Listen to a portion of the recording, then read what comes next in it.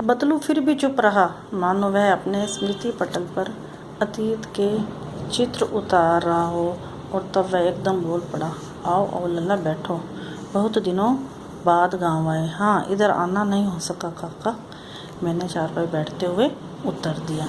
तो फिर वो जब बदलू ने अपना परिचय दिया, तो जब लेखक ने अपना परिचय दिया तो बदलू थोड़ी देर चुप हो गए, मान लो वो बीते हुए जो समय था उसके चित्रों को अपने स्मृति पटल पर, अपने मस्तिष्क पर उतार रहे हों। तो और फिर वो एकदम उनको याद आया और वो बोल पड़े, आओ आओ लल्ला बैठो, तुम बहुत दिनों के बाद गाँव आए। वो कहते हैं हाँ कि मुझे इधर आना मेरा नहीं हो सका। और वो चारपाई बैठते हुए उन्होंने उत्तर दिया। कुछ देर बाद फिर शांति रही। मैंने इधर उधर दृष्टि दौड़ाई, ना तो मुझे उसकी मच्छियाँ ही नजर आई और ना ही भट्ठी। आजकल काम नहीं करते काका, मैंने पूछा। नहीं लल्ला, काम तो कई साल से बंद है। मेरी बनाई हुई चूड़ियाँ कोई पूछे तब तो। गांव में कांच का प्रचार हो गया है। वह कुछ देर चुप रहा, फिर बोला, मशीन युग है ना यह लल्ला, आजकल सब काम मशीन से होता है। खेत भी मशीन से जोते जाते हैं और फिर जो सुंदरता कांच की चूड़ियों में होती है, लाख में कहाँ संभव है। तो फिर वो थोड़ी देर दोनों चुप रहे, कोई बोला नहीं। फिर लेखक ने इधर उधर देखा तो उन्हें ना वो छोटी सी उनकी चारपाई दिखाई दी और ना ही वो आग की भट्ठी। तो फिर उन्होंने उनसे पूछा कि काका, आजकल क्या आप काम नहीं करते? तो वो कहता, नहीं, काम तो कई सालों से बंद है, क्योंकि अब मेरी तो कांच की चूड़ियाँ, मेरी बनाई हुई चूड़ियों को तो अब कोई पूछता नहीं है। अब तो गांव में कांच का प्रचार हो गया है, मशीन का युग आ गया है, हर काम में मशीन का प्रयोग होता है। खेत भी मशीन से ही जोते जाते हैं। और फिर वो व्यंग करते हैं कि जो सुंदरता कांच की चूड़ियों में होती है, वह लाख की चूड़ियों में कहाँ। लेकिन कांच बड़ा खतरनाक होता है, जल्दी टूट जाता है, मैंने कहा। नाजुक तो फिर होता ही है लल्ला। कहते कहते उसे खांसी आ गई और वह कुछ देर तक खांसता रहा। मुझे लगा उसे दमा है। अवस्था के साथ साथ उसका शरीर ढल चुका था। उसके हाथों पर और माथे पर नसें उभर आई थी। जाने कैसे उसने मेरी शंका भाप ली और बोला, दमा नहीं है मुझे, फसली खांसी है। यही महीने 2 महीने से आ रही है, 10-15 दिन में ठीक हो जाएगी। फिर उसने कांच के बारे में, लेखक ने अपनी तरफ से कहा कि कांच तो बड़ा ख़तरनाक होता है, टूट जाता है। तो फिर बदलू ने भी हाँ में हाँ मिलाते हुए उसका जवाब दिया और अचानक बातें करते करते उसे खांसी आई और कई देर तक वो खांसता रहा। अब लेखक को लगा कि उसे दमा है, क्योंकि दमे की जो स्थिति होती है उसमें बड़े लंबे समय तक लगातार खांसी आती रहती है। तो उसका शरीर भी ढल चुका था, हाथों पर और माथे पर नसें उभर आई थी। जैसे हम देखते हैं कोई भी व्यक्ति बुजुर्ग हो जाता है तो उसके हाथों पे नसें दिखाई देती है। तो फिर ये बातें अभी उसके मन में सोच चल ही रही थी कि उसी समय फिर वो बदलू कहता है कि मुझे दमा नहीं है, ये तो फसली खांसी है, महीने 2 महीने रहती है, उसके बाद फिर ये 10-15 दिन में ठीक हो जाएगी। मैं चुप रहा, मुझे लगा उसके अंदर कोई बहुत बड़ी व्यथा छिपी है। मैं देर तक, व्यथा में पीड़ा, कई देर तक सोचता रहा कि इस मशीन युग ने कितने हाथ काट दिए हैं। फिर कुछ देर शांति रही जो मुझे अच्छी नहीं लगी। आम की फसल अब कैसी है काका? कुछ देर पश्चात मैंने बात का विषय बदलते हुए पूछा। तो फिर बदलू की बातों से ऐसे लग रहा था कि जैसे उसके मन में कोई पीड़ा थी, क्योंकि मशीन युग के कारण जो हाथ से काम करने वाले लोग थे उनका तो एक तरह से रोजगार ही छिन गया था। तो उन्होंने फिर विषय को बदलते हुए दूसरा टॉपिक लिया कि आम के फसल के बारे में पूछना शुरू किया।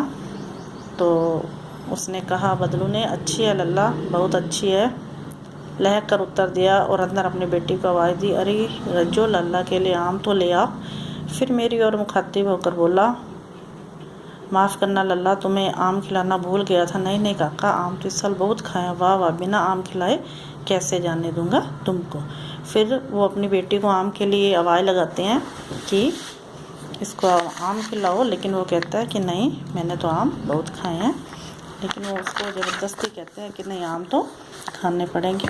मैं चुप हो गया। मुझे वे दिन याद हो आए जब मेरे लिए वह मलाई बना कर रखता था। गाय तो अच्छी है ना काका, मैंने पूछा। फिर उसको गाय की भी याद आ गई, जब वो मलाई खाता था तो फिर उसके बारे में पूछते हैं तो वो कहता है गाय कहाँ है लल्ला, 2 साल हुए बेच दी, कहाँ से खिलाता। इतने में रज्जो उसकी बेटी अंदर से एक डलिया में ढेर से आम ले आई। यह तो बहुत है काका, बहुत है काका, इतने कहाँ खा पाऊँगा, मैंने कहा। तो फिर उसी समय उनकी बिटिया आती है अंदर से और वो बहुत सारे आम ले आती है। फिर वो कहते हैं कि मैं इतने नहीं खा पाऊँगा।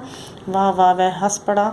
शहरी ठहरे ना, मैं तुम्हारी उम्र का था तो चौगने आम एक वक्त में खा जाता था। आप लोगों की बात और है, मैंने उत्तर दिया। अच्छा बेटी, लल्ला को 4-5 आम छांट कर दो, सिंदूरी वाले देना। देख लल्ला कैसे हैं, इसी साल ये पेड़ तैयार हुआ है। तो फिर वो बातों बातों में अपनी बेटी को कहते हैं आम के बारे में कि इनको चाट कर दो। सिंदूरी आम, ये भी एक आम की प्रकार होता है और वो अच्छे आम होते हैं। तो वो कहते हैं कि मेरा ये सिंदूरी आम का पेड़ इसी साल तैयार हुआ है और इस पर इसी साल फल लगे हैं। रज्जो ने 4-5 आम अंजलि में लेकर मेरी ओर बढ़ा दिए। आम लेकर मैंने हाथ बढ़ाया तो मेरी निगाह एक क्षण के लिए उसके हाथों पर पड़ी। गोरी गोरी कलाइयों पर लाख की चूड़ियाँ बहुत ही फब रही थी। अब जैसे ही उसकी बेटी ने उसको आम देने के लिए हाथ बढ़ाए तो उसने क्या देखा कि उसकी बिटिया ने लाख की चूड़ियाँ पहनी हुई थी और जो बहुत ही सुंदर लग रही थी। फब रही थी मतलब सुंदर लग रही थी। बदलू ने मेरी दृष्टि देख ली और बहुत बड़ा आखिरी जोड़ा बनाया। जमींदार साहब की बेटी के विवाह पर 10 आने पैसे मुझको दे रहे थे, मैंने नहीं दिया, कहा शहर से ले आओ। मैंने आम ले लिया और खाकर थोड़ी देर पश्चात चला आया। मुझे प्रसन्नता हुई कि बदलू ने हार कर भी हार नहीं मानी थी।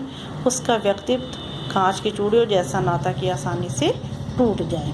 तो फिर वो कहता है बदलू कि हाँ, ये आखिरी जोड़ा मैंने बनाया था, इसके बाद मैंने काम करना छोड़ दिया। और जब जमींदार की बेटी का विवाह था तो उसने ये मुझसे मांगा था और 10 आने दे रहा था, लेकिन मैंने नहीं दिया। इतने सस्ते में मैंने उनको नहीं दिया और मैंने कहा शहर से ले आओ। तो फिर बाद में लेखक कहता है कि मुझे इस बात की बड़ी खुशी हुई कि बदलू ने हार कर भी हार नहीं मानी, कि उसके पास कोई मतलब पैसे की कमी होते हुए भी लालच में उसने वो सस्ते में अपनी चूड़ियाँ, लाख की चूड़ियाँ उसको नहीं दी। उसने इसमें अपना स्वाभिमान दिखाया। और फिर लेखक कहता है कि उसका जो व्यक्तित्व था बदलू का, वो कांच की चूड़ियों जैसा नहीं था कि जो आसानी से टूट जाए। वो चाहे ऊपर से आर्थिक रूप से इतने संपन्न नहीं थे, लेकिन जो उनका जो मन था वो अभी बड़ा मजबूत था और वो आसानी से टूटने वाला नहीं था। तो बच्चों, आपने ये कहानी पढ़ी। अब इसके बाद हम इसके शब्दार्थ याद करेंगे, इसके प्रश्नोत्तर लिखेंगे। मैं आपको इसके प्रश्नोत्तर भेज दूँगी और आप उसको बड़ी अच्छी राइटिंग में अपनी नोटबुक में लिख लेंगे।